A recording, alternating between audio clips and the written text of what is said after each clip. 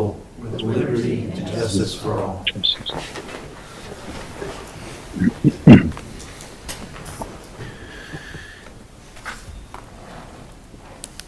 Roll call, please. Hilbert, Here. Crowner, Here. Johnson, Here. Lees, Here. Young. Here. Okay, I would entertain a motion to approve the agenda. So moved. Support. Motion and support. All in favor signify by saying aye. Aye. All opposed, motion carries. We have a consent agenda. I would entertain a motion to approve. Motion to approve is presented. I'd like to pull two and just ask a question about that. Too late? You probably should have done that during our approval of the agenda. No, this is the Put it in your consent. motion. What? Amend the motion if you want.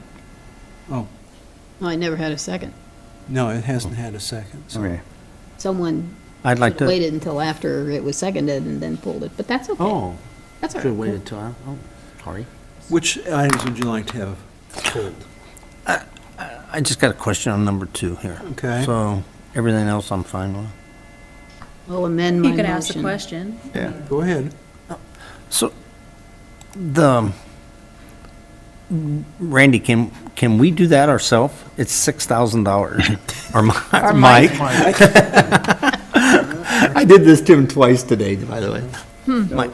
Because of the licensing to be able to spray and treat around water lagoons and the chemicals they're using, we're not licensed to do that. That's why we don't do that anymore. We used to do that, and Used to, and in this quote, he no longer will do the wood chips because of liability of kids getting sick. So we have come up with a new plan.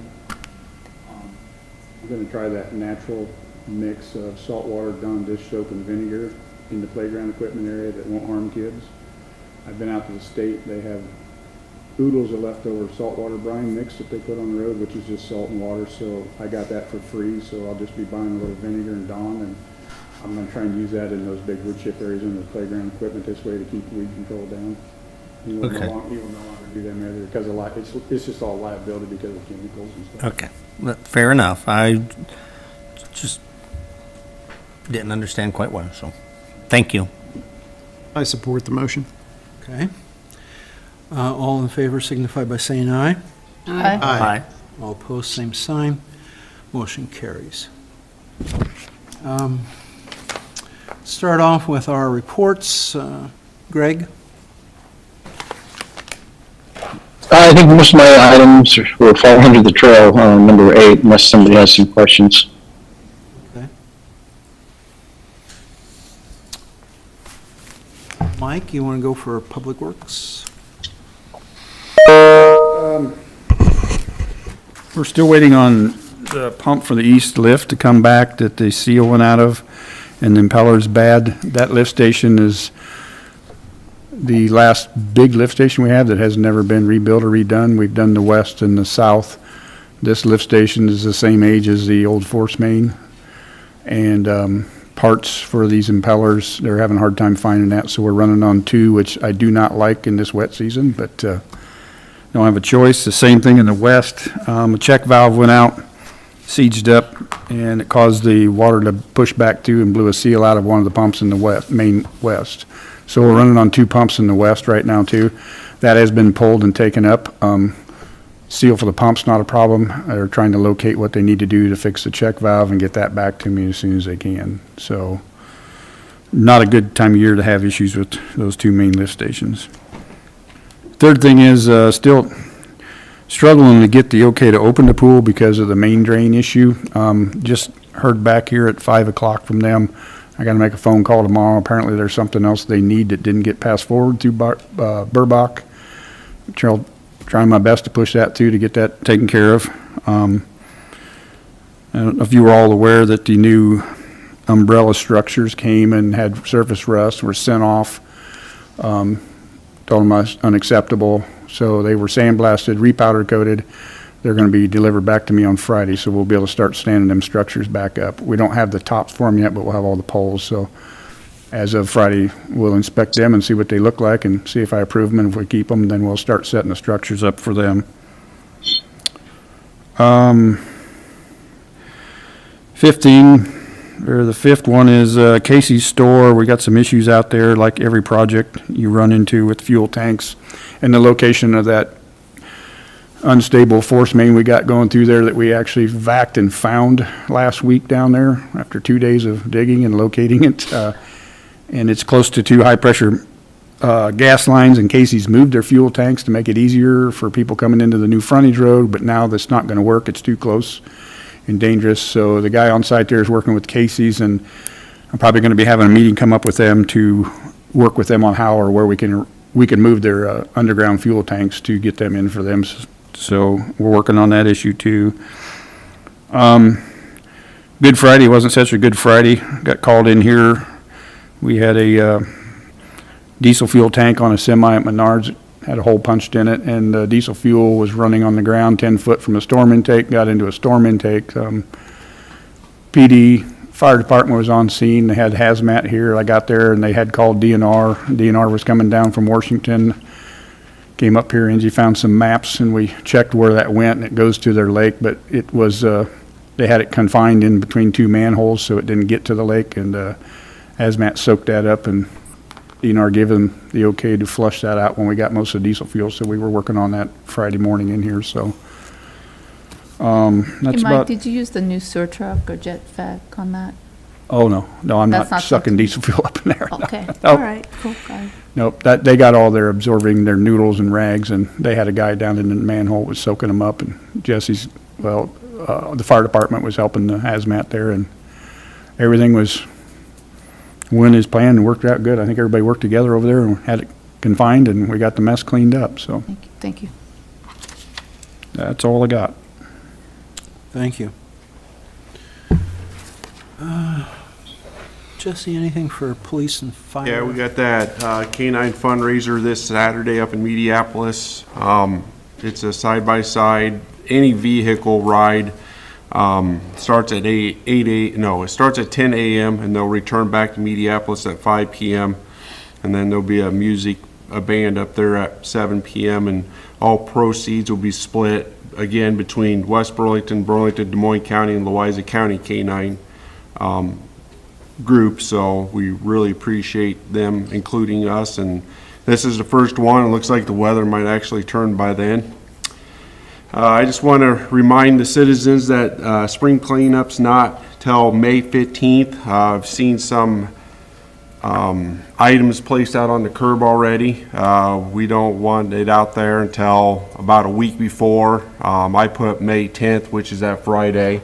We need that stuff taken off the curbs, or they could be removed and assessed back to the landowners if we have to come around and pick it up before the scheduled date. So we got over a month before the spring cleanup, so we need to get that stuff taken off the curbs around town. We got raffle tickets still for sale. Our drawing for the K-9 raffle ticket is on Friday at 3 p.m. So you can stop by City Hall and get one if you still would like to get a side-by-side, or excuse me, the raffle ticket. And that's all I have. Thank you. Right. Greg, anything from building? No, he's enjoying a vacation. Well earned. Thank you. Anything from our clerk? Not tonight. All right. Finance? No. IT? Not tonight, thank you. Council reports? Okay, Andy? Next Monday, we'll start selling raffle tickets for the 4th of July raffle. So if your group's interested in selling tickets, you sell them for $2 each. Your group gets to keep $1 of that.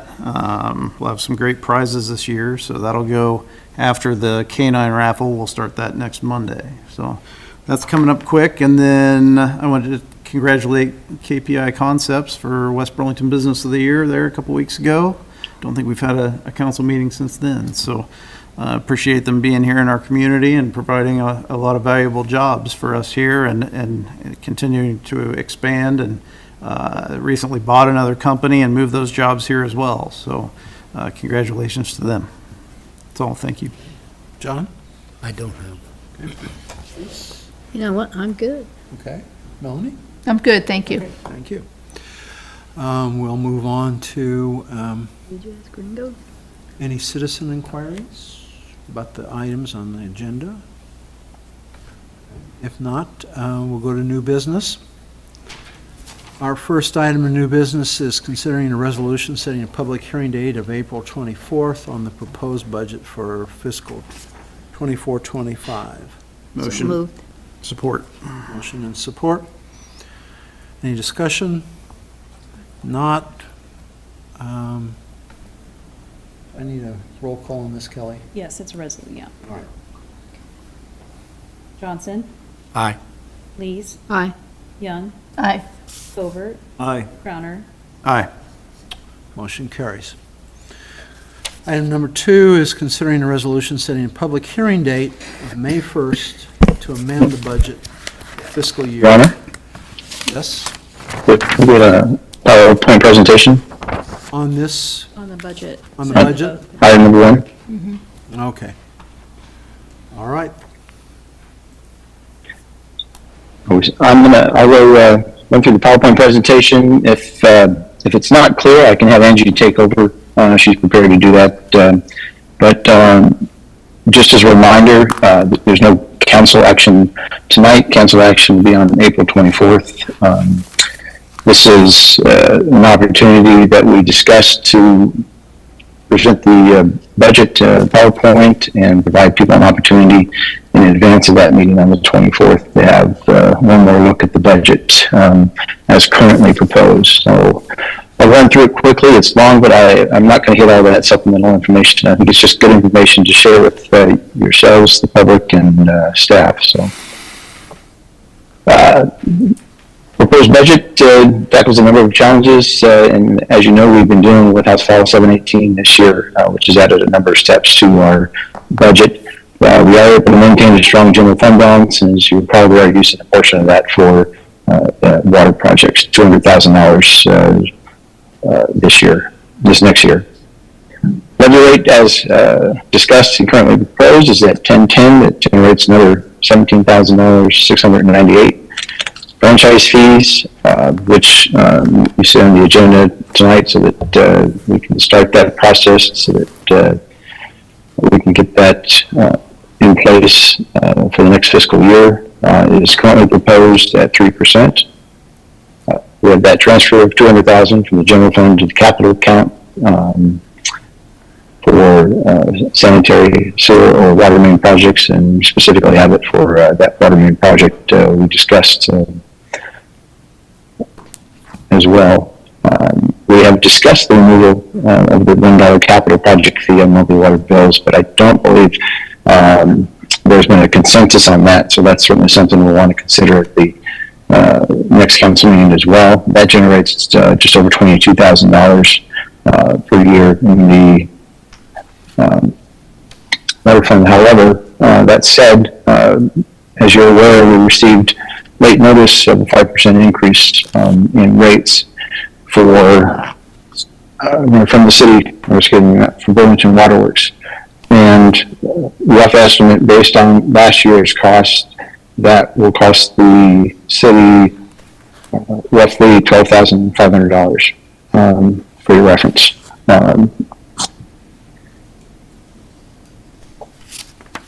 Tax rate history on the next page. We've been historically done a great job of keeping things relatively steady with minimal increases or decreases over the years. So, general fund balance has gone from 25.38% down to 21.22%, which is roughly about because of that $200,000 decrease in the general fund. So we started at around 30%, ended up around 25, took that out, and now we're roughly at 21.22% in general fund balance for next year.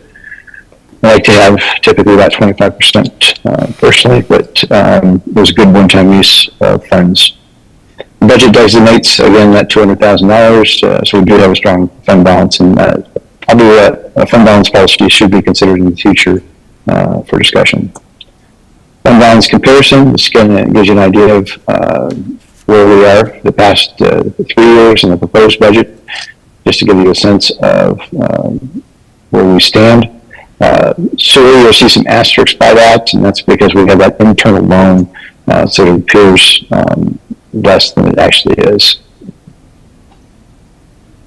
Property valuations, yeah, we've talked quite a bit about this. We did see a decrease this year due to residential rollback, going from 54 and change down to 46% and change, a little over an 8% reduction in assessed valuation. Although we did see, or some folks did see increases in assessed valuation, and there was a statewide equalization order. This was a comparison that we had reviewed before, 100% in taxable valuations, just a simple comparison. The current levy is on the left, and the proposed levy is on the right.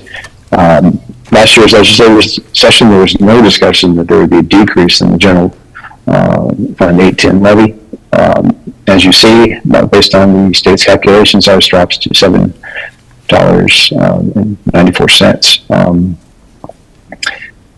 So that is made up down below in the employee benefits levy, so that we can reach the 1010 as proposed. Property tax revenue from fiscal 23-24 to 24-25 is noted below, and that's largely due to that equalization order and increase in assessed valuation, especially in commercial. Budget issues and challenges. Again, the backfill is still in play and goes down annually, so we do have to account for that. And, this year it dropped from 83 down to 69,000 and change, and by 2030 it will go away or sooner, depending on legislation. This just gives you an idea of residential rollback numbers, year-to-year comparison for ag, commercial, industrial, railroad, and residential. You can see those changes. Budget issues and challenges. As you all know, CPI has been an issue for the past couple of years, so that communities are dealing with, residents are dealing with, everyone's dealing with. So it's a challenge that we have to account for as well as the rollback that I've mentioned before. And there's a little history from 22 to 25 for both residential and multi-res, showing that reduction in the rollback, significant reduction, which was about an 8.3% decrease. The multi-res property class was eliminated and is now taxed as residential.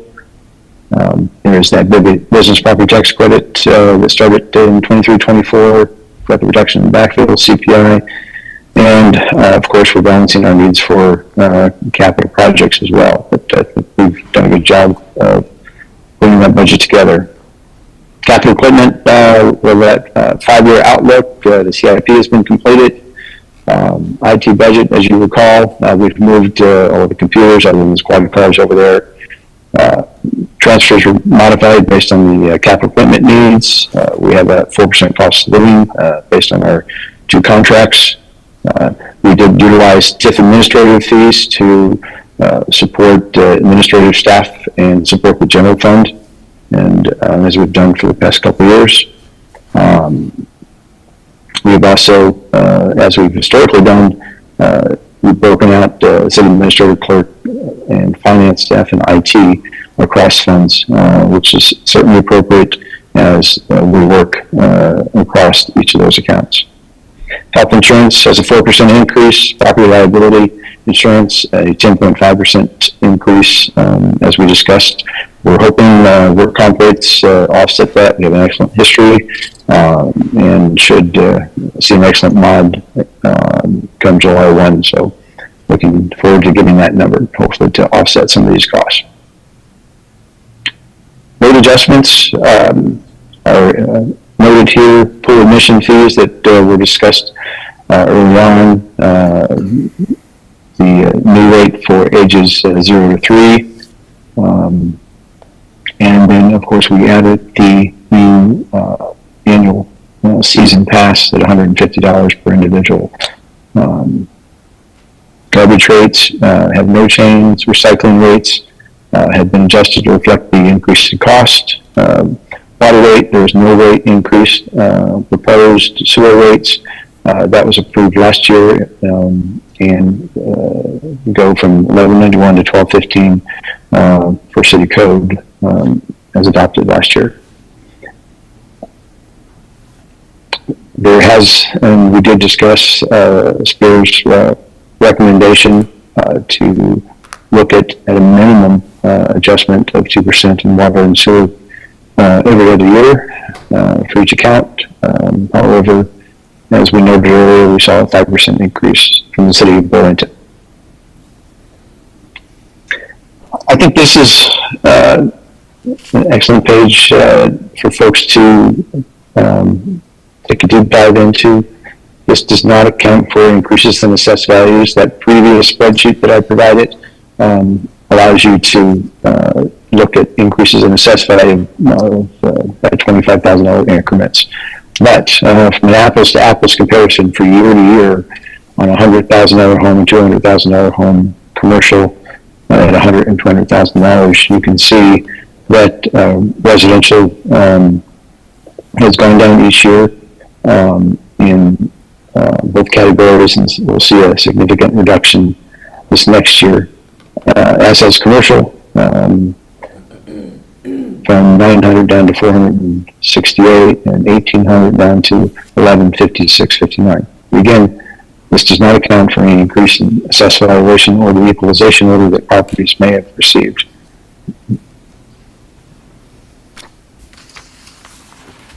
So we've got a balanced budget this year. We've got a number of capital projects included: Avenue Phase Trail Phase 2, HMA Crackfield, water main replacement, and amendments can certainly address any successful grants that we receive. As you know, we're working on stormwater and sanitary sewer issues. Capital projects in the planning stages: we have stormwater, 24-inch force main, Mount Pleasant Street, water main annual replacement projects. Sewer mains is something we would discuss more. A lot of our sewers are clay tile, and maybe where we're seeing a portion of that I&I to our plant. We're maintaining existing levels of services. We're prepared for future challenges, but we never know what's going to happen during the legislative session, which concludes after the budget is completed. Major discussion items, as you know, we discussed a number of capital projects: the levy rate, water and sewer rates, and franchise fee. The following information is really supplemental. It's historical, provides good comparison information, and really, I'm going to speed through these. Stop me if you're interested, but we provide this really more for your information. It's good data to have, and good historical data. This shows our water rates, following page, our sewer rates, and again here we've got franchise fee estimated based on 22 calendar year usage that were included. And we discussed that that first 1% is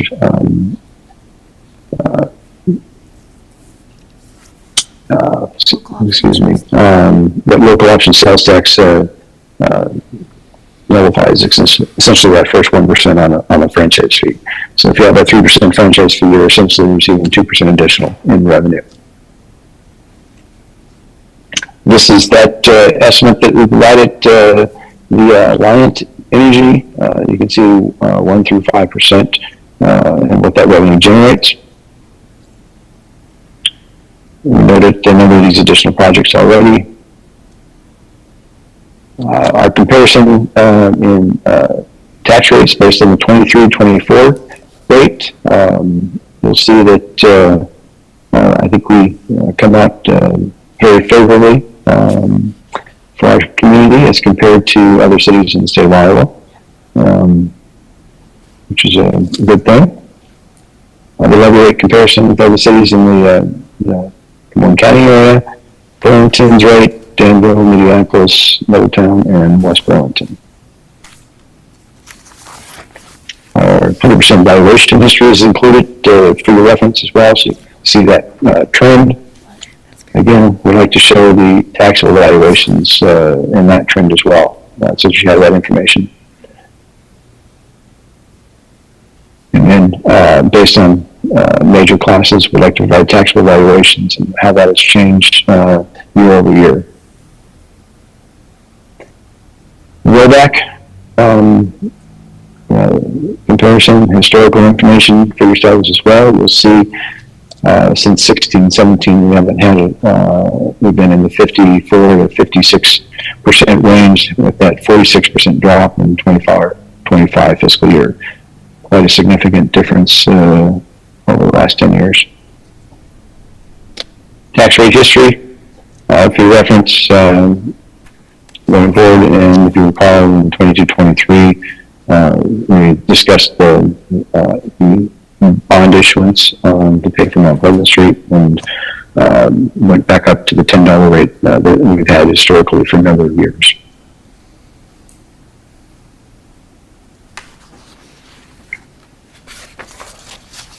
Just another comparison for residential house with assessed values of 100,000 and historical data as well over the past 10 years or so.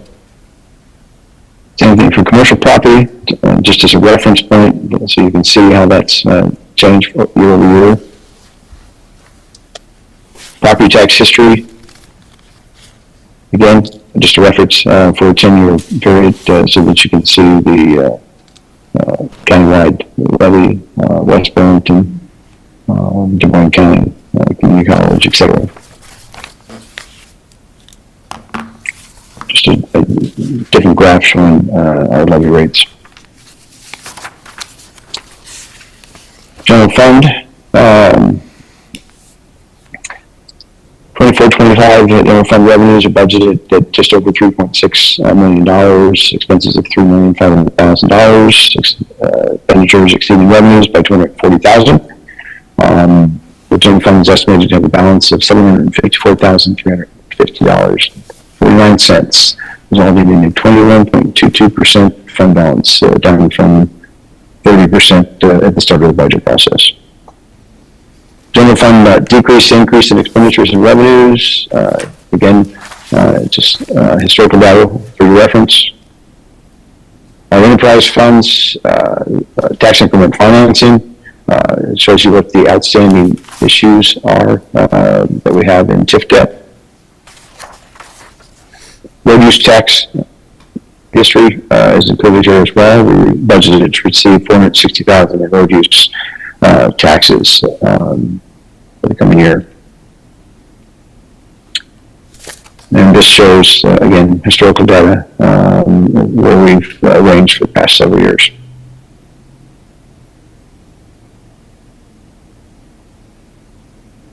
As with local option sales tax revenues, 10-year or so history, you see a steady, it's been relatively steady over the past several years. Slight decrease this coming year projected.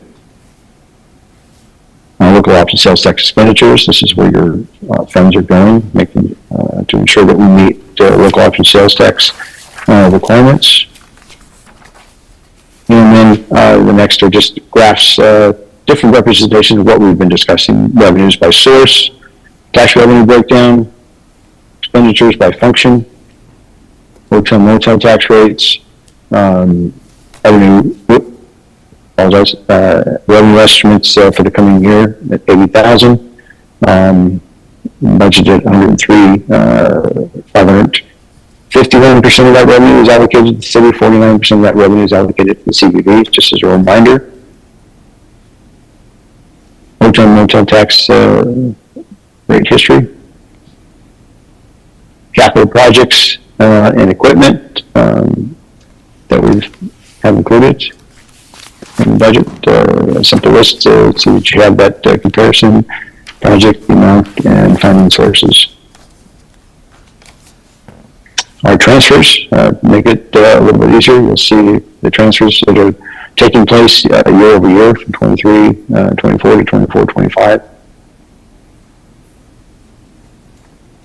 This page shows our outstanding debt, GO bond, SRFs, and the purpose, amount of the issue, and principal, interest, fees, and total payments. And I'm happy to answer more questions on those detailed ones. I think it's just a good history to provide, good information to have. But I would like to thank the Mayor and Council. We had a number of extra meetings this year. I appreciate everyone's hard work, the work that staff put in ahead of time, and Angie for her numerous hours of input and changes to the budget this year as well. But I think we've got a good budget. And if people, public have questions, this information is on the agenda packet and should be posted on the website. If not, it will be tomorrow. And I'm happy to answer questions on the presentation from Mayor and Council or staff, the public, and they're more than welcome to call, stop in, and shoot me an email. Questions or comments? Are there any questions? I'm good. That's good. Good job, Greg. Thank you, Greg. You're welcome.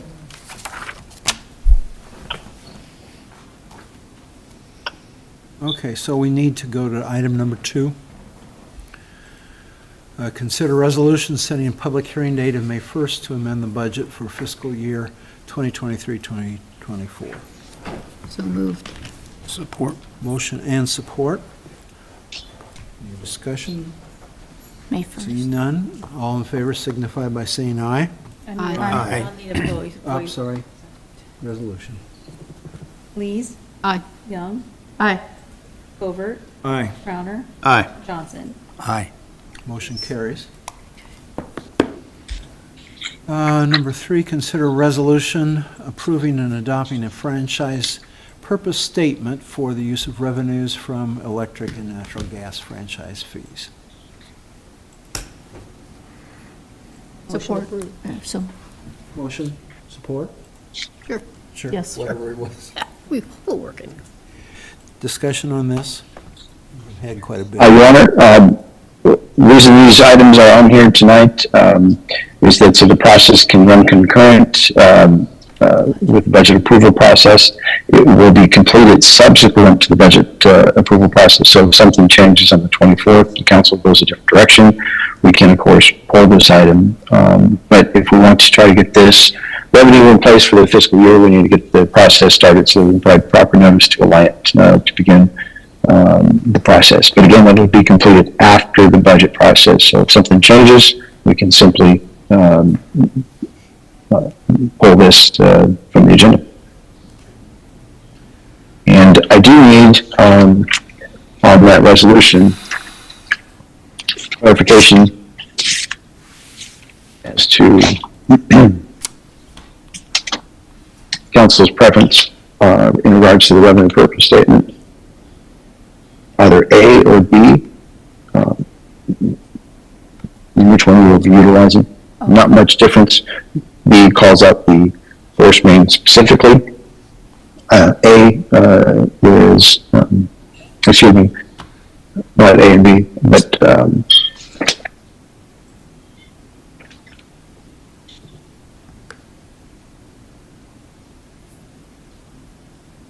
I guess I already changed it.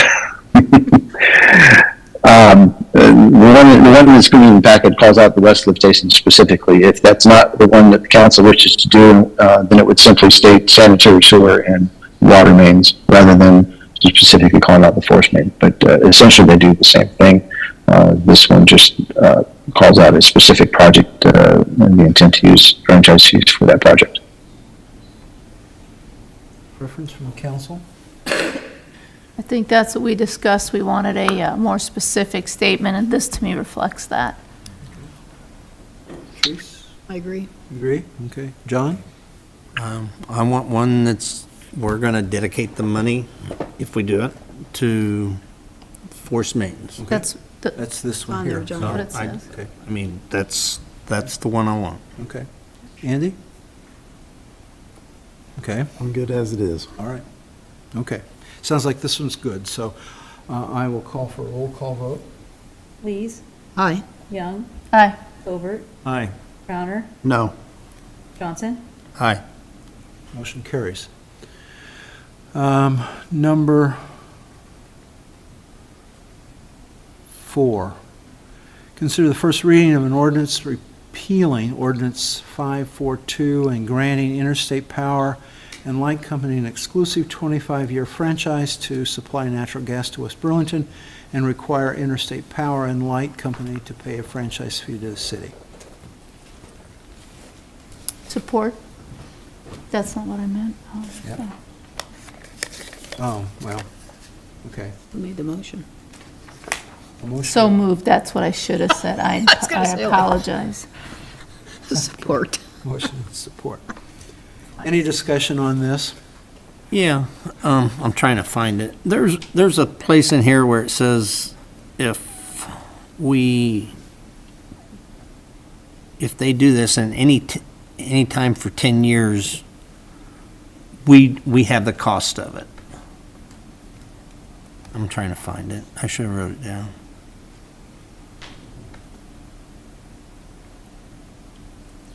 I think it's 4, I think. Compared to the current code, what we're simply doing is, our current ordinance for electric and gas do not have a franchise fee. That requires a new agreement and ordinance for both gas and electric. That includes the franchise fee. It also includes the 90-day provision for instituting a change to the franchise fee. Beyond that, there's not much in the way of changes to the agreement. It's a pretty generic agreement with Alliant.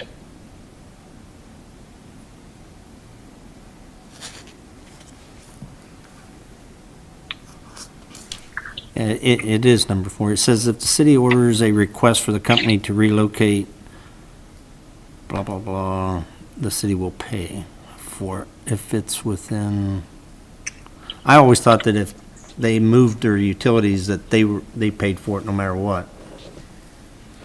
That's if we require them. So if we do a road, if we let them do that and then 10 years down the road, we want to put a roundabout somewhere and the water or the mains are in, we pay for it? Is that what that reads? What section are you on, John? 4, I think 4. I should have wrote it down. Is 4. Yeah. But that's not a change from the current. Well, I don't know that. I don't know that. That's what I'm asking. Was that put in there? Is it the section 4, paragraph 3 that you're referring to, Yeah, John? Okay. right.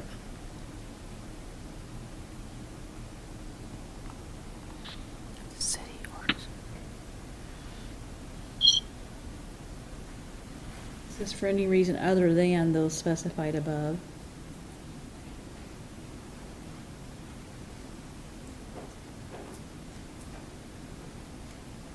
It says the city shall provide to the company without any charge that they would, so in other words, the city will pay for it.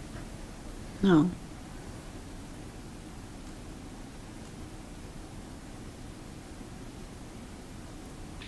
Pay all costs.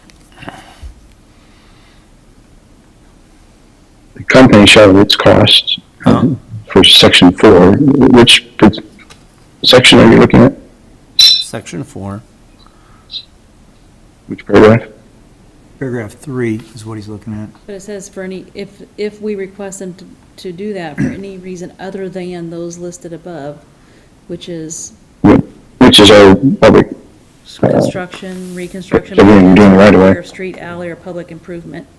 for a private purpose, for example. So John, are you asking if this was just put in, or is this the same verbiage they had before? Both, yeah. Yep. Well, to two options. I can pull up the existing code and tell you now, or we can just simply move forward with it tonight, and I can answer the question at the second reading. I can pull it up here.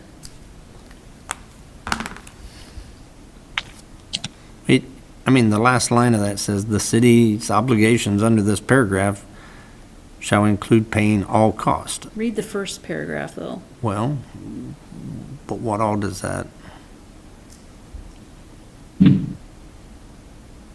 So the first paragraph, which says the company shall at its cost locate and relocate its existing facilities or equipment on, over, under any public street or alley in the city. So we're saying that they are going to pay for any movement of And then read their- on down. But it's, when you get to the next paragraph,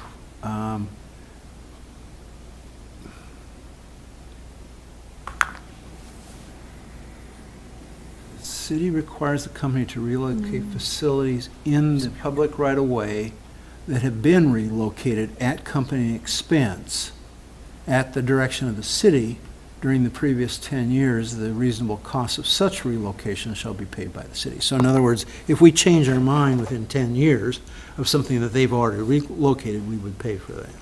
That's just about everything. I mean, Well, you're not going to rebuild a street in 10 Or if it's years. not public use. I guess, It essentially covers all the work that we do in the right of way that, I mean, they're required to remove it or relocate it.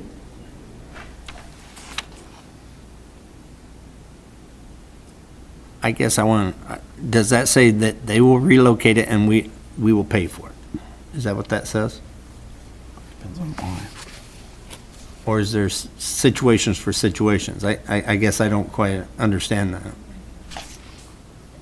In paragraph 2, John, the way I read it is, if the city requires them to move stuff within 10 years of having put it where they already put it, it is at our expense. The reasonable cost of such relocation will be paid by the city. In other words, if we say put it there on the left side of the road, and then we come back with 9 years later and say we want it now on the right side, it's our cost. That's the way I read that. Which, I mean, there's a sense The of... cost of relocation is Yeah. rather extensive. And in your example, like if a roundabout got put in somewhere, if we need them to move stuff, and 10 years ago we said there, and now we say there, it's at our cost. So is that's just the gas and electric, right? That doesn't have anything to do with like the fiber optics and stuff like that? The franchise is simply, there's one for gas and one for electric. Just wanting clarification. I'm sure they have a similar agreement, though. It wouldn't be this Which would agreement. be scary. We don't have an No, official, we do not have. most utilities in the right of way, they're required to move it. Fiber optics. We'll see in our last discussion, we've got an issue come up with our utilities in the right of way. But I was just trying to go back to the previous one. Well, we have 2 more readings of this ordinance. Yeah, we do. Why don't we have Greg come back with that information for us for second reading? This is Do you simple have it, setting. Kelly? I'm okay Trying with to that. pull that thing. So the question is is what we're reading today the exact same as what we had before? Or is this a Right. change to it? That's a concern. That's the question, okay. Right. And this is an updated agreement, just don't forget that previous one was adopted in 2023, so this is the new version of the franchise that they will be working with. But yes, I'll take a look at that and provide the information that makes sense to me. Thank you. Okay. Where are we? We have had a motion, Kelly? Yeah, motion and a second. Okay. Do I need I don't need a roll call on this, do I? Yes. I do. All right, in that case, roll call, please. Young, Aye. Covert, Aye. Crowner, No. Johnson, Aye. Lees. Aye. Motion carries. Okay, so we go to number 5, which is first reading of an ordinance repealing ordinance 541 and granting Interstate Power and Light Company a non-exclusive 25-year franchise to supply electric energy to West Burlington and require Interstate Power and Light Company to pay a franchise fee to the city. Motion? Is it the same thing just for Electric. electric versus gas? So move. Motion. Support, support, yes. All right, motion and support. Considering that this is the same as the last one, we'll just ask Greg to have the same information for the second reading. Exactly. All right. Roll call, please. Johnson, Aye. Lees, Aye. Young, Aye. Govert, Aye. Crowner, No. Motion carries. Number 6, consider resolution setting salary for 2 fire department battalion chiefs. Motion to approve, $15. Support. Motion and support. Any Slight discussion? change in the language to proceed as we discussed in starting those battalion chiefs. Now, rather than next fiscal year, there's no additional cost to the city. Just wanted to clarify the resolution, and that it wasn't simply for calls for the 2 battalion chiefs. Call for a roll call? Lees, Aye. Young, Govert, Aye. Crowner, Aye. Motion carries. Johnson, Aye. Sorry, I apologize. That's okay. Motion carries. Number 7, consider resolution hiring Nick Baker as a reserve police officer. Motion. Support. Motion support. Any discussion? Jesse, can you just tell us a little bit about? Mr. Nick Baker? was a reserve officer here several years ago. He went to Louisa County Sheriff's Department for some time. No issues when he was here. He just would like to come back with a little closer to home. He lives here in Burlington, and just he was a good officer. He's works full time for probation and parole down there in Burlington 8th Judicial. So he's very aware of how things run. So he'll be a good addition back on the department. Super, thank you. So where are we in number-wise on the? For reserves, we are at 5. So we're getting, there's 3 of them right now going through, he would be the 6th. We got 3 of them now going through Indian Hills to get their certification so they can start being in uniform and riding. And then Mr. Baker's already certified, so he'll be able to start helping us right away. So how many hours can they work? Or what's They the? can work unlimited. It's a minimum of 8 hours a month. Okay. But they typically ride a couple of times, a couple times a month. They help us cover, they do a lot of events, SEC basketball games. They do the fair, 4th of July, football games, dances for the schools. So they help out quite a bit with manpower. Sounds good. Okay. No other discussion, I'll ask for roll call. Young, Aye. Govert, Aye. Crowner, Aye. Johnson, Aye. Lees, Aye. Motion carries. Last item of business is a discussion of Phase 2 of the Gear Avenue Trail Project. Thank you, Your Honor. We have Dax Sunken on the Zoom call with us, our engineer with Snyder and Associates.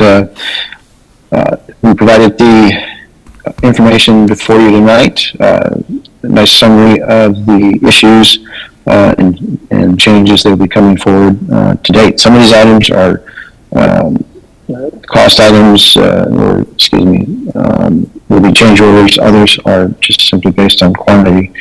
The first 2 items in short, and I'll let Dax answer any questions or get into any more detail. Mike can jump in as well. But the scarification and binder were two cost items that were to be added subsequent to the contract. Those things were really defined. And as you see in item number 1, below these numbers, you'll see there's a short explanation from Snyder and Associates on each item. Those are two contract items where the numbers are going to be provided subsequent to the contract issuance or approval. Items 3 and 4 are the deducts that we're looking at for the project. The intent is to use the project as designed. However, originally had 3 stages or 3 phases for the company that's coming in, Norris, to do the milling and placement of the asphalt. Moving it to 1 phase and allowing them to do the entire stretch will save us the amounts there in red. The next couple items, chain link fence is an add. We won't be putting the fence back, but they will have to place a post, tighten that up as well. Removal of concrete on bridge. This is a $40,000 item. You'll see down below that based on the specs that we received essentially from DOT, our engineers received, what was found is not what was in the information provided. DAX has been in contact with IDOT and is looking to request funding support because of that on the project. They have additional work to do as it was not to the specs provided to the city's engineer. So how does the specs get Let him finish. I'm sorry for cutting you off. Let him finish. No, go ahead. Who provides that in specs to him that it wouldn't have gotten right? Sorry about that. That would be DOT. I didn't quite DOT. catch the question. The drawings and the maps and the prints that the DOT had, DOT said it was this thickness, but it wasn't when it got. Right.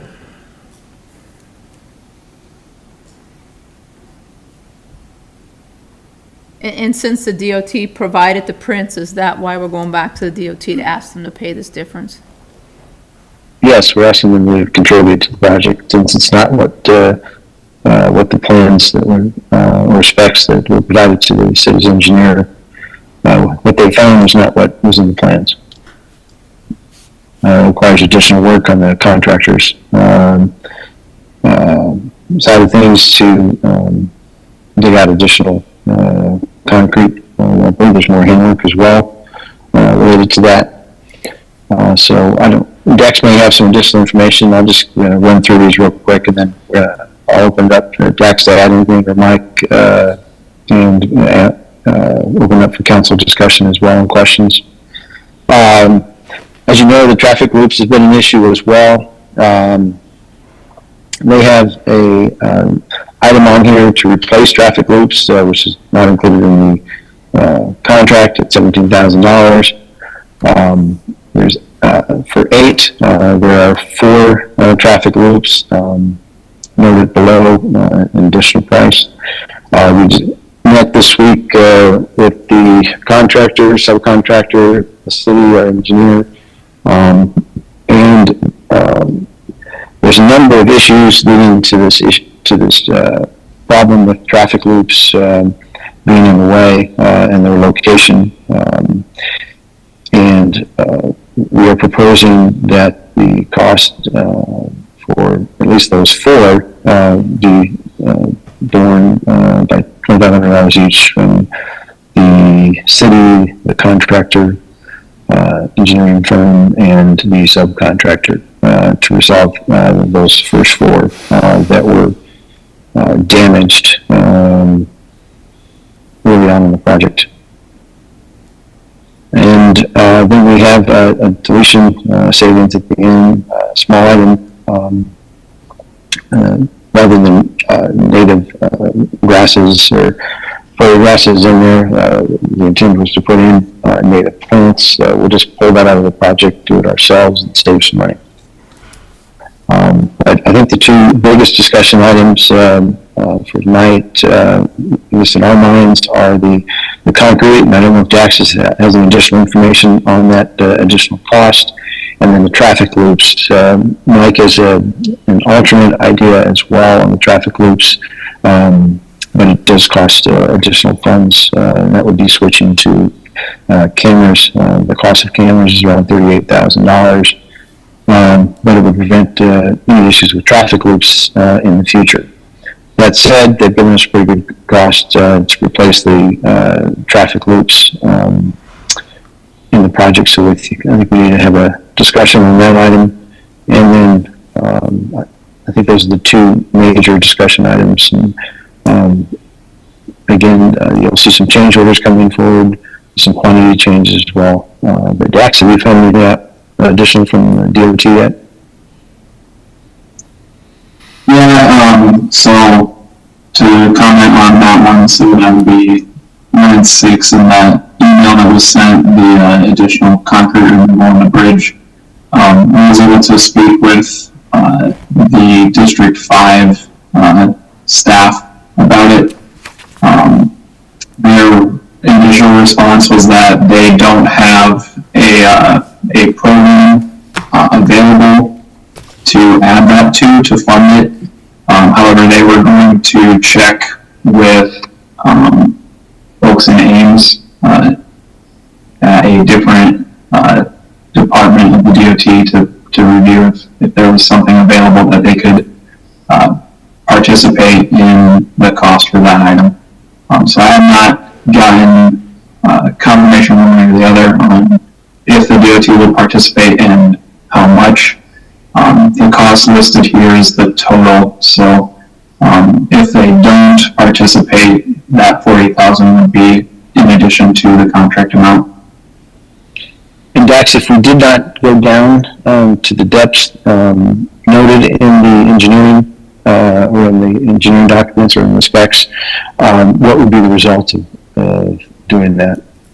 Yeah, so the result of that would be we would have essentially an 1.5 inch thick section of remaining concrete deck overlay on top of the substructure of the bridge, which I reviewed with our structural designer on the project. They would not recommend leaving that in place and overlaying the new trail on top of it.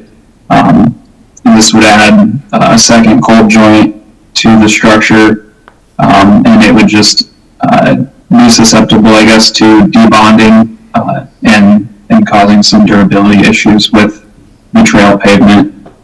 So it was recommended that we proceed with full removal of that additional concrete thickness.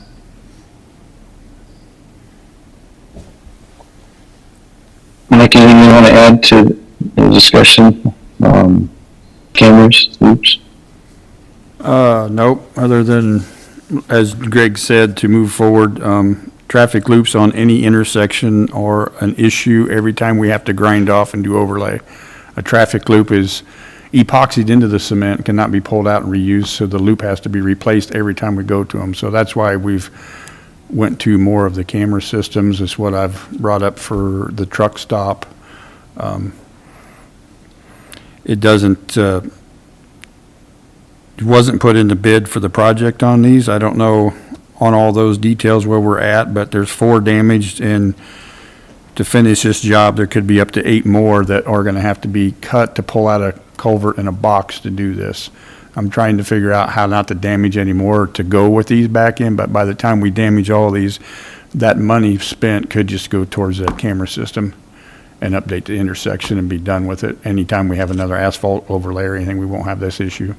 Is the 38,000 a quote for replacing all of them or just the 4? That's the camera system and just Right. eliminating what's in the pavement. Okay, the whole thing, not Yep. just the 4. And I think to replace, if we end up having to replace all loops, it's 30,000 roughly to do all of them at one time is what my quote from our guy is. You're seeing these figures for 8 and 4, but there's other ones there too. There's 2 more added to that, so you're probably at, you're pushing 30 to replace all that and leave that old system in line. Roughly $2,400 per loop. Mike, when you say the traffic loops, is that all the traffic loops on Gear, the one? No, that's just this intersection.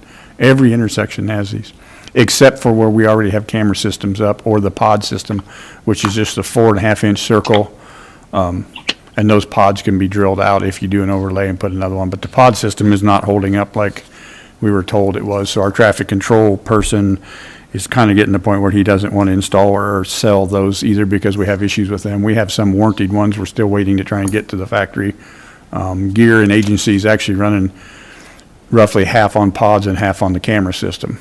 So because of issues there, that's why we're getting away from loops and pod systems. So I want to talk about the loops a little bit. Item 6, the removal of the concrete. I understand we had plans originally that had that less than what it is, but it is what it is, and I think we're going to have to do that either way. And just because our plans were wrong, I think we're going to end up eating that one. But 7 and 8, while I agree with what you're saying as the end scenario of the cameras, I do think we need to go back on whoever's responsibility it was that ended up cutting those and make sure we're getting compensated for that. We're hiring professionals, and we're paying them a high enough wage that they should have known that was there, whether it be an engineering problem or the workers there at the site. That shouldn't have happened. And however, I do agree with you on moving forward with the cameras, but I feel like some of that should be at their expense. that's what Greg explained on that cost expense, that they're all willing to pay up for the ones that are damaged. They're gonna pay for what's damaged, even though they don't feel the prints were right, or there should have been in the drawing as a bid item for the project, that it wasn't too. Yeah, but are they willing, if we go to the cameras, are they willing to give that same amount of money to that instead of replacing loops? Is that? That's how I understand it. Am I right on that, Dax or Greg? My understanding is they were going to contribute $2,500 each to the fix, whether that be those loops or a camera system that we move forward. That conversation was in that meeting, that if they do that, then all those conduits for those loops in the ground is all exempt, and they don't have to work around them. They do have to work around the main lines that I'm going up to vac out tomorrow, because you have a main trunk line with your power that goes to each pole, which feeds the street light and the power for the lights. All these other little conduits that go to each loop are just the, what do I want to call it? The trigger mechanism that when your car pulls on, tells them to go. You still have to have the main conduit with the power. Those have to stay in sight. But I am going to, before any other damage, I'm going to vac them all out for visual, and then they're going to have a surveyor down to take measurements and see if any of them need lowered, and if they do, we will get them lowered so that no one does hit those. And we won't lose our red flashing light. We will temporarily, while we pull wire out of the conduit, to cut the conduit, drop it down and rehook it, and then we'll pull those back. That'll happen in a day. We'll have 4 ways, but we'll keep the red lights flashing. And if we go camera system, I mean, I think he said 2 weeks, max 3 weeks, he can have it here, and that can be installed, and the lights can be functioning again before the project's even done. I can have so that it'll be functioning with green and stopping. We've had to change a lot of things because of backed up traffic at 7 to 8, everybody come to the hospital, and that we've had traffic backed on there. We've done a lot of changing and stuff, and I think Jesse's been watching it too, and we got a good traffic flow going now, because this project's going to be going on for quite a while yet. So, how many entities was it at $2,500 each? Jones. The 4, that'll be the city doing 2,500, Jones doing 2,500, Norris doing, DeLong doing 2,500, and Snyder doing 2,500. So that's 10,000, but what was it gonna cost to fix it? Did you say 30? That's for the 4. That's for those If 4 we put in cameras. But cameras, it's going 38,000. forward, there's going to be more damage, up to that 17,000 or even more. So you're getting up at 27,000 just to try and repair the old stuff and put it back. You're pushing that 30,000 for 38. You can go to the camera. Guys, I have a problem with this because I can see this at the very, very beginning of this project. And we're hiring good engineers and we're hiring people that should catch this. And this is not our fault. This is nothing that we said not to do. It is stuff that was done by whoever that said to do it. If they didn't catch that, then somebody else needs to be on the hook other than the city for this. And the $2,500, I am not happy with at all. It ought to be the cost of it. It was there. It was shown to them. It was, so I guess I'm saying to the company doing it or to the engineering, somebody needs to putty up that, and it's not the city. It's not the city's fault. So there's a lot of shoulda, woulda, couldas and arguments on I guess, all sides of the table. I think we reviewed those pretty thoroughly. Should there have been a bid or a line item in the bid for this? There is a note on the page to protect the loops. Was that sufficient? Should it have been in the plan differently? Should we have marked the loops differently? Should it have been brought up during the pre-bid discussions? Should it have been brought up at the pre-con as an issue? It wasn't in either the pre-con or the pre-bid meeting as well. I think we've got a couple contractors that clearly think they've got a good case as well. My concern is we'll halt the project and a legal matter, frankly. I think by everybody participating in the damage, we can move forward with the project. I'm sorry? Sorry, I thought you were done. So when you say we should have had this done in the meeting, and we should have brought it up, in the meeting, and we should have had it marked better. Who's we? I guess they're all different items. Should it have been in the line item in the bid that engineering? I don't know about DOT. Should it have been in the plan designated differently? Snyder, should we have caught that? Should it have been marked differently? We go out and mark utilities for each and every project. Historically, we've marked loops from the right of way to the back or to the curb, the back of the curb. Does that, or we mark the loops have traditionally not been marked. My argument is that they should have been marked, and that that's how they've seen it done before. Mike can speak to the city, and that it's never been done that way. I've not seen it done that way as well. They have some arguments based on some of the DOC specs that it perhaps should be done that way. There was 2 heavy rains before they went into this. Some of the markings on the south side weren't visible. They did notice it as soon as they got to the north side and stopped.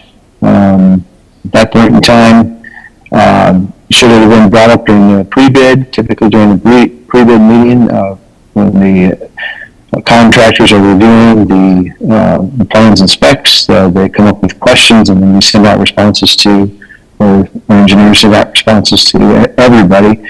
So they all have the same information when they're putting the bid together.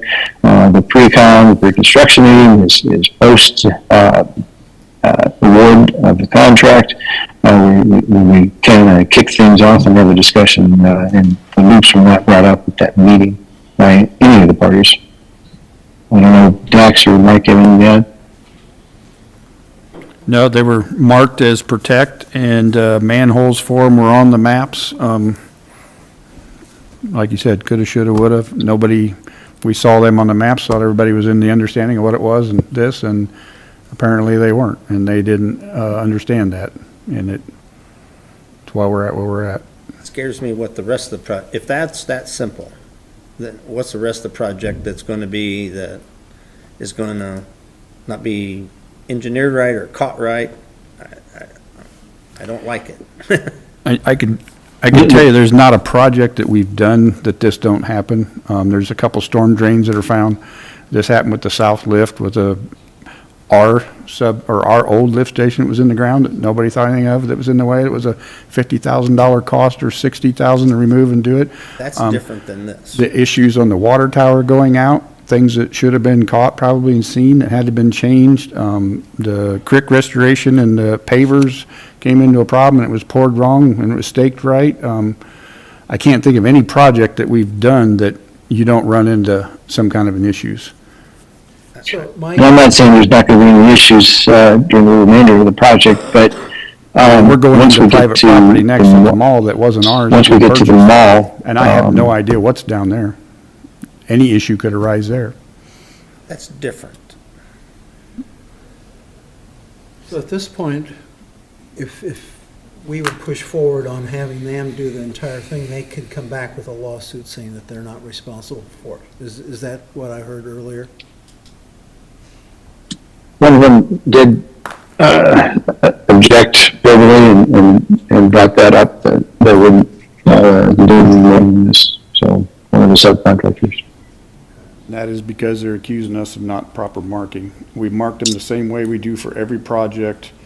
And for these companies to stand there and tell me they don't have any idea that that was a traffic loop or what that is, I don't know how they've been in the business as long as they have. I really don't. But technically, if you go to a court of law with the I-11 call, that I'm pretty sure that they got a leg to stand on, because the actual loop that you can see in the street, we don't put, we go to back the street where they emerge into the concrete is what we do, where they're digging. And I think that's why we ended up where we were. From a discussion perspective, recommendation perspective, it seemed to make sense to share the costs on those initial ones, and each party participate and be able to move the project forward rather than help the project and most likely increase our costs even more. Seems like a reasonable solution. Nobody likes it. We disagree on between the parties, but it seems like a reasonable solution to get us moving forward and not spend additional costs elsewhere. So the additional cost to the city would be how much? Depends on what route you Well, go. if we go with the traffic loops, it'd be 38 to 17,000 would go away. That cost would not be there. They'd be able to just push through and do the work. Couple things that Megan needs to do, but that 17,000 cost would not be there. And then each of the parties would provide $2,500 to the city to offset our costs for the signals, bring down to what, 30,500.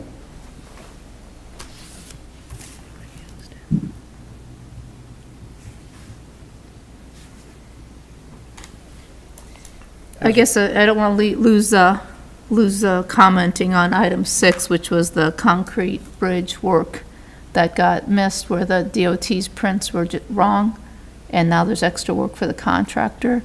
Dax, what do you think the likelihood is of the DOT finding a source for errors on their prints to cover this project, this portion of the project that we're having to pay more for?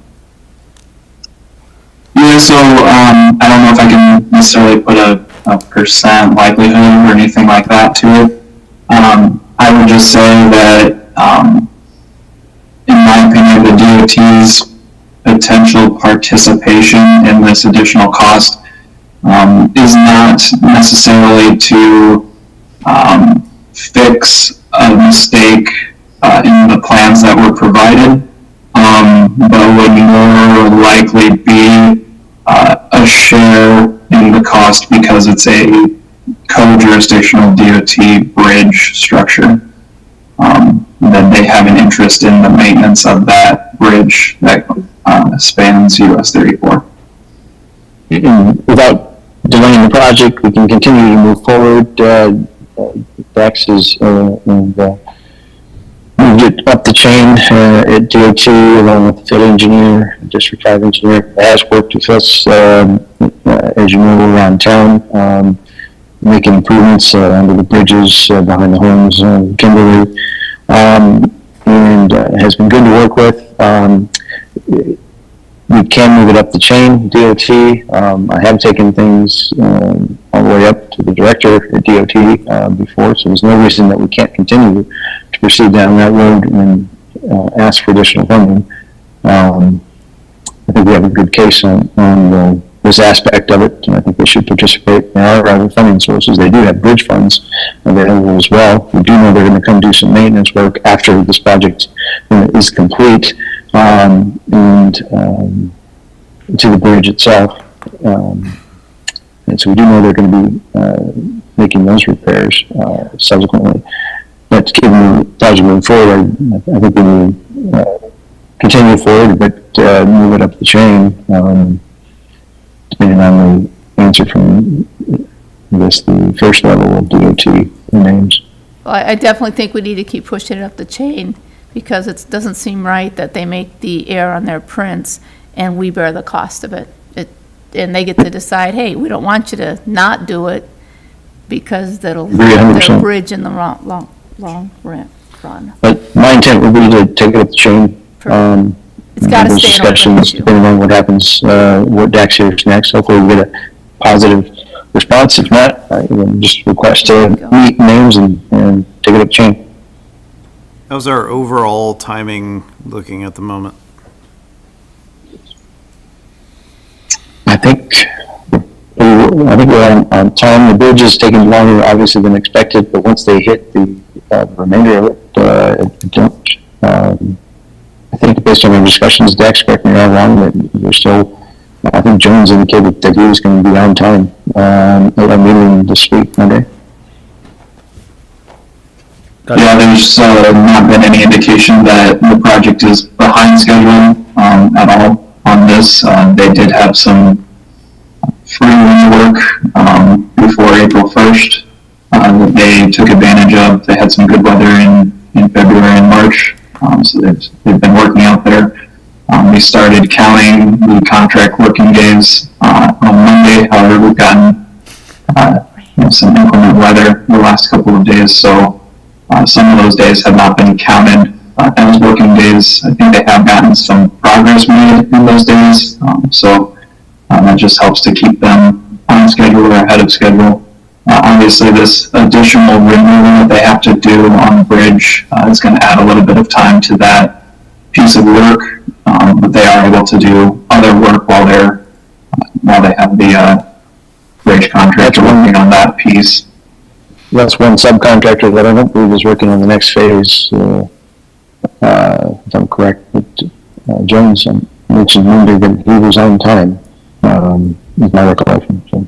What is the projected completion date, please? I think this one was set up to be completed in September. Thank you.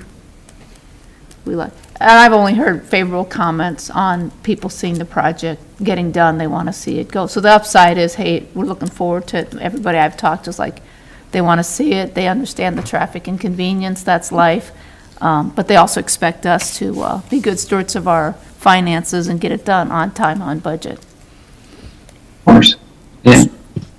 And we were able to find some savings, as noted there, in the document, 16 for 28,000 and change, a little bit more for the city as well. So we have found some site ways to offset some of these costs, but nothing major that's going to bring the cost down. So the bridge, I can see that, okay? The DOT had old prints. The DOT has, they've gave us a lot of funding for that bridge, and that one doesn't bother me as much, but it's it's the loops that should have been taken care of that doesn't, and I'm not for sure still what 1 and 2 is on here. Yeah, I can add some explanation, I guess, for 1 and 2. The pavement scarification is the milling through the parking lot that's required to overlay the asphalt for the new trail. And then the binder is part of the asphalt mix that is not included in the asphalt item in the DOT specification. So those 2 items are needed to do the work through the parking lot section. And why would that not been added? And whose responsibility was that to make sure it was added? So that was a question that came up from the bidders during the bidding process. It would have been added to the bid documents at that time. However, the timing of the question was too close to the bid opening date, so the DOT would not allow us to issue addendum at that time. So it needed to be addressed as a change post-bid. I wished I would have known that when we were given the price of the job, that we were gonna have to add that right away, knowing that. That should have been something we would have told. If you I knew. believe it was on the documents when you had approval. We can pull those up if you like, but I'm pretty sure it was on there. I mean, was there any other thing? That's $35,000. We looked at multiple options to try to save money. All of them ended up costing more on that trail section. Really haven't been able to find something we talked about. We weren't able to get a concrete bid for the project. We talked about that being probably about $11,000 add. But we looked at 4 different options, I believe, at least, to try to bring those costs down. And the only one that was able to bring anything to the table was Norris. And the deduct shown there based on staging, rather than having them come back and work 3 different times on the removal and the placement of the asphalt. We can save that amount of money by doing it in one stage. Mike, if we decide to go to the cameras, what would, what would the cost of the cameras cost? What would that be? That's the 38. The 38, 38? yeah, 38 some odd dollars. 38 for the cameras and Or 30 for if we're if- replacing the other? At the rate we're going, the other loops that are gonna have to come out to do this that are not damaged yet, that you're talking almost 30 just to replace the old loops and stay with the whole old system. So to go ahead and keep the project moving and not worry about all those loops and conduits and replacement, you're at about 8,000 more just to put a camera system up, and then any other project in that intersection coming up will never have to issue of a loop again. So a total of all of them. I'm hearing part of it, and then part of it, and then part of it. Right now, what you're seeing is what is damaged and what potentially will be damaged by the time we're, Add that all up to me, for the cameras. $38,000 minus $7,500, $30,500 would be our cost for the camera system. For all. For the camera system, the camera rather than system is replacing the loops. 38. And 38 minus the contributions from the other parties of $7,500 comes to Right. $30,500. so right now, it's 30,000 for the camera. $5,000 you can move to a new system that we'd have to put in eventually anyway. We don't. Like you said, right now, you're at 30,000 for the camera because of the offset, what they're gonna pay for the 4 that are damaged. But if you don't wanna go with the camera and you end up having to do the rest of these loops, you're gonna spend $30,000 and still have the old system Yeah. and all the loops in the street. Well, I'd say just move over to the camera and keep it moving. But that's me. No, that makes sense. Why would we go backwards? I'll just, I guess, add and clarify, the item on tonight's agenda is just discussion. So we don't need any, council action on this. What we need is a general consensus on proceeding so that we can provide direction to the contractor.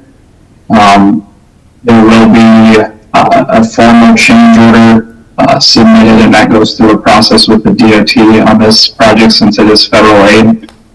And then that will be brought back to the city council to give approval.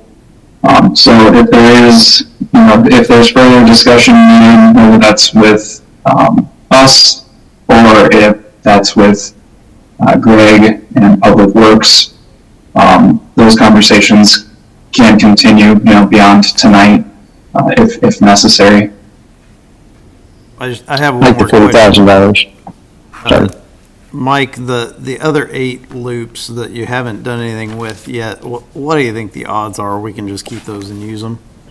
That is going to depend on the surveying after I'm done locating the trunk lines. If they cannot tear out part of the curb where those loops go through, for half of them, and there's another portion is right beside the concrete structure that's in the plans to replace the storm drain, and it's very highly, that's going to have to be solved to get the storm drain out. So I think a out of couple for out of sure. those 8, I can say at least 3 more of them I know that are going to be added to that. Okay.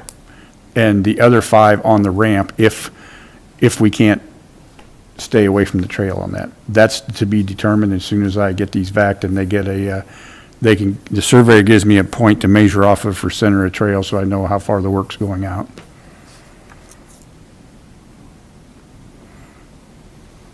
I think I'm gonna start selling cars with no tires and rims and put the tires and rims beside the car and tell them, here's the car, and then when you buy it, then I'll sell you these rims and tires. Because it seems like to me, this stuff should have been included. Somebody besides the city made the mistake. And I don't like that. That's the argument we made, and we can continue to make, but that's not our recommendation to move forward. Lesson learned. I think we need to move forward. I'm concerned about the costs if we don't move forward. There's already been a policy change on my part in my department because of this, and he said, she said, my 2 locators have already been informed from here forward. Every locate that's done is to be photographed, hung on to, so that I have that proof. My guy has already went back to aisle 1 call. I've pulled tickets back from when we did locates, so they're aware of it. Tracing our tracks, but every locator that comes and locates for us, they always take photos. So that is a policy change now that any locate we do on any job or any personal yard or project will be photoed and stored until the project's done for our own safety. I think Well, that thank you for that. the 7,500 seems right. I don't know if we'll get a dime out of the DOT or not, but I appreciate you pursuing it. It sounds like we were gonna have an issue with the loops either way, whether they cut those or not. It's just we definitely have an issue now. I will say, after they cut those and moved and they saw the other paint marks, they did stop their procedure before they went ahead and cut everything else. Yeah, good. So, I'm okay moving forward, but I'd sure like to continue to try to get something out of DOT and then for sure get that 7,500. Everybody agreed Monday to participate, and we'll move it up the chain if we don't get the answer we like first time around. Are you looking at the camera system then as a replacement or not? Yes. My only question would be, do we have to make that decision before you determine whether you think we'll break 5 more? Or can we wait and see what happens with those 5? Yeah, it depends on Dax and when they get their guy and our measurement to see where we're at, but I'm hoping by Friday I should have more information on that, and I suppose we can email that out to you. But we need to make some kind of a decision so they can keep moving, because as soon as we stop progress, then they're gonna charge us working days, and they'll extend the project because they can't work because we're holding them up on our end. So that's why I want to get these found and get these measurements and see exactly how many more are going to be. Well, if we got to end up replacing 10 out of the 12 anyway, then it makes sense to go to the cameras. If for some reason you come back and say, well, only the 4 that were cut and I saved the other 8, then to me, it doesn't make sense to make the switch, but No, that's what I was basically going to say too, that I doubt we're going to save 8 of them. Even if we saved 4 of them, I mean, the combined cost is between $17,000 and $18,000. I mean, that plus your contribution, to me, makes more sense to put in a better system. And that's what we want to get you guys information, exactly how many more are going to be damaged and what that cost will be. And then you can see that how much difference from all the replacement of the old system to get it working versus the camera. So if we approve this tonight, this would not be with the cameras yet, that could wait? Or do we approve it with the cameras? Well, we're trying to get a sense for what you want rather than approval. Yeah, they just need a census tonight, I think, if I'm right, Greg, is can we keep moving forward with the trail and come up with the final answer on loops? First thing that needs to be done is get the information from the, on the 4 loops out of the 8 at least. I don't think you're going to save 8 of them. I think you're probably going to end up with some issues there. But they have their surveyor coming out to do some work as well. Is he going to be the one marking those decks? Or is that Mike and Sean and? No, we'll have a surveyor out there. We have one scheduled for Friday morning. So that work will get done first. Mike will be out there with them. They'll be taking a look at that. We'll be up there most of the day tomorrow exposing everything so the surveyor can mark and stake, and then Sean can do his measurements, and by the end of the day, Friday, I should know exactly how many or where we're at. So we just need to make a motion to go forward then. no motion tonight. But still at the same time, what John's saying, we need to, Before we go any further, I want to know who's paying for what. Then we can decide whether we're going to spend the extra money for the cameras and stuff. Somebody else needs to huddle up to this, and if they're not, then, you know, I guess. What's We're your gonna leave the option? project unfinished, John? No, but I want to know who the people at fault are, so that the next project, we have a better understanding of who's making the bad decisions, Okay. okay? Whether it's the contractor, whether That's kind of what our meeting was about, that Greg, that's why we all sat down. It could have been better in the design. The contractor should have brought up that he didn't understand no more than it was in there. They're saying that the markings I did were incorrect. That's why we sat here in a group and come to this conclusion. It's a little bit, everybody could have done a better job on this to stop this from happening.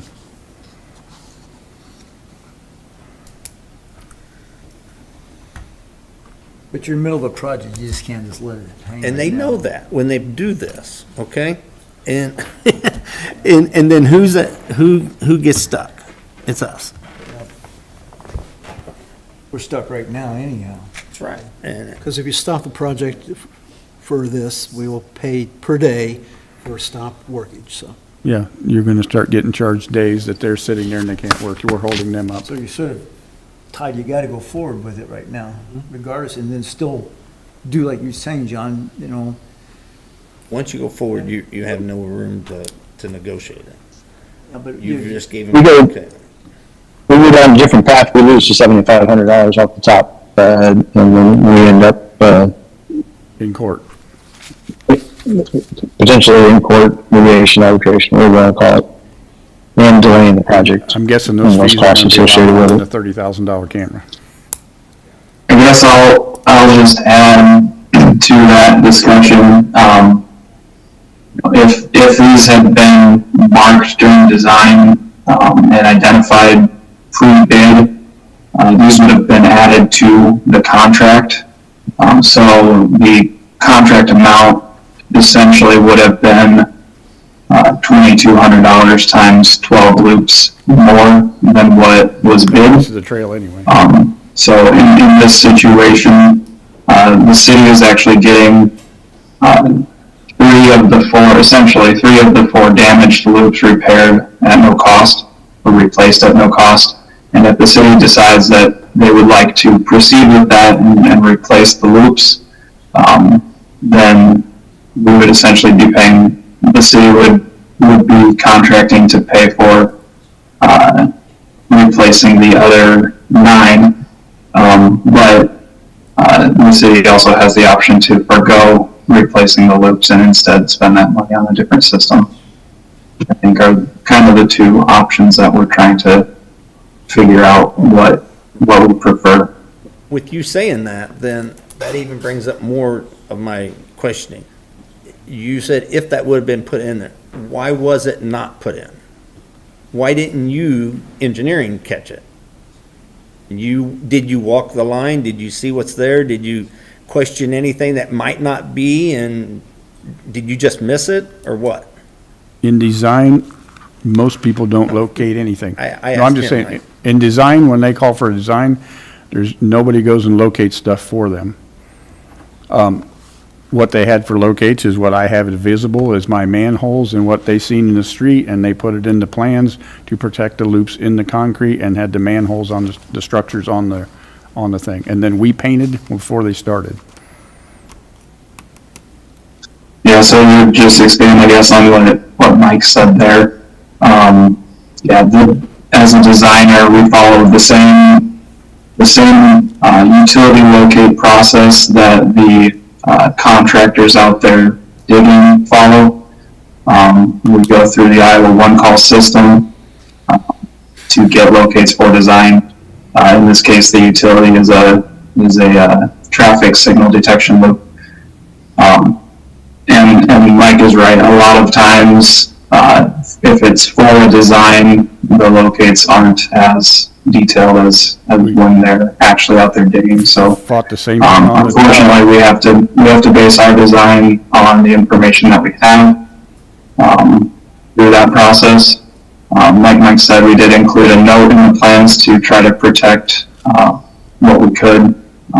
Unfortunately, the contractor sees the contract documents differently than what we see and what the city sees, and so that's why we had those meetings last week, earlier this week and last week, to figure out how best to proceed.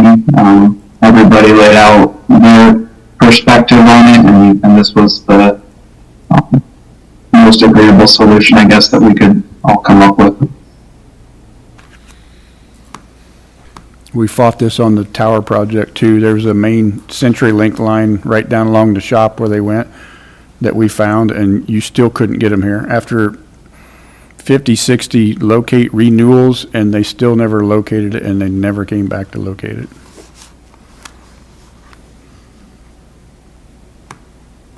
Keep us on track.